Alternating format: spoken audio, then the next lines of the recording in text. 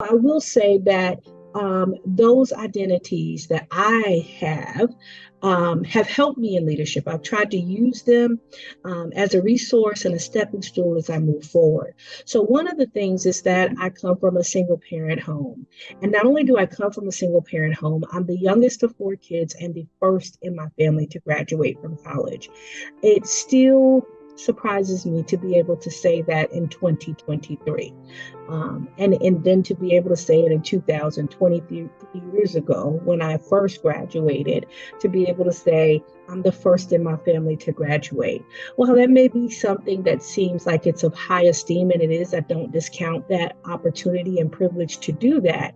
It is also ridiculous that in that day and age, and in this day and age, we still have folks who are first time college graduates, or accessing certain industry credentials and so forth, and being able to place their family in a different place, in a different status economically. And so for me, I came from a single parent home with a mother that did not go to college, but told me that I was. And so going to school, I went to a predominantly white high school here in South Carolina, and was a mid-level student at best. And so when I went to go in and determine what were going to be my next steps in my senior year, I was devastated because my school counselor told me that I was not college material. And for me, being a woman, being a Black woman of a single parent home, and also the first to attempt to go to college, this was completely devastating for me because I knew what my mother told me that she wanted me to do. Thankfully, there was another school counselor who overheard my guidance counselor, and she said, she pulled me in after her. She pulled my transcript out and she said, look at it.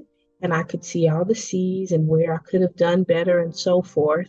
And she said, that is what you wrote in this period.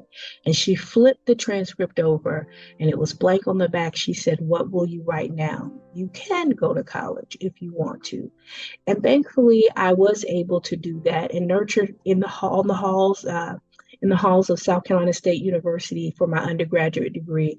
And I'm thankful for that family that allowed me to see myself, but then nurture me to be more than what I could even imagine for myself, which is my passion for why I work with women and children every day, because I want someone and all of the other little angels out there to understand that those things, while there may be deficiencies, there may be things that you didn't have that someone else had, and points of less privilege, it does not make you any less. And it does not decrease the opportunities that you can create for yourself if you are willing to come to the table as your totally authentic self. And let me state, for all of you that are young out there, I don't think you learn that until later in life and you had experience how to really be your authentic self. I think you get that over time.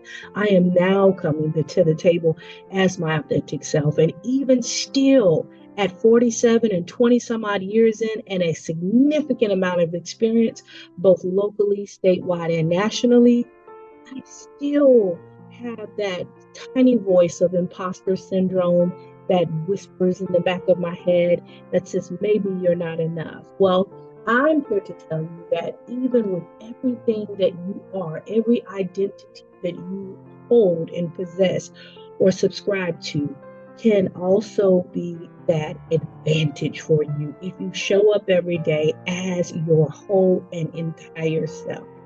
And what I mean by that is specifically, I was working with an organization, and it was during the time of George Floyd's um, um, being slain. And I can tell you that that day I cried in the shower prior to coming to work, because I felt a pain that I'd not felt before when I saw this happening, and probably should not have watched it because it was a lot of trauma, but I felt that it was necessary. Well, when I went to work, my colleagues did not address it or wanted to talk about it. And not only that, but we were looking at uh, resources that we could send out to schools.